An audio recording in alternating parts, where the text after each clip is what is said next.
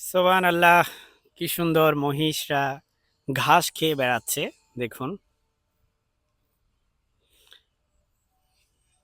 অসাধারণ দৃশ্য। এক পাল মহিষ মনের আনন্দে তারা ঘাস খাচ্ছে। আল্লাহ তাআলার নিয়ামত। আবার কয়দিন পরে এই মহিষদেরকে আমরা খাবো। সোহান আল্লাহ। এই মহিষটা দেখেন, শিংটা কত বড়। রাখাল ভাইজান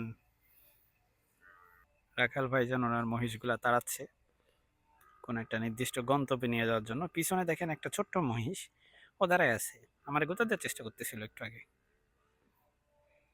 সামনে আরো আগাইতাম, কিন্তু সামনে এতটা কাদা, আসলে আমার পক্ষে যাওয়া সম্ভব হচ্ছে না। এরকম জলাশয় দেখলে মহিষটা কি করে, এখানে ডুবকি লাগায়। ওদের মনে হয় শরীরটা গরম হয়ে যায়, ডুবকি লাগায়। শীতের মৃদু সকালে যে উত্তপ্ত রোদটা এখন পড়ছে, এইটা এতটা মিষ্টি লাগতেছে গায়ে, বলা বাহুল্য। একটা খুব ঠান্ডা একটা মিহি একটা হাওয়া বয়ে যাচ্ছে, তার উপর এই রোদের আলোটা এত ভালো লাগতেছে। মনে হচ্ছে ভিটামিন ডি হচ্ছে ঝর্ণা থেকে পড়তেছে, এমন টাইপের ফিল হচ্ছে।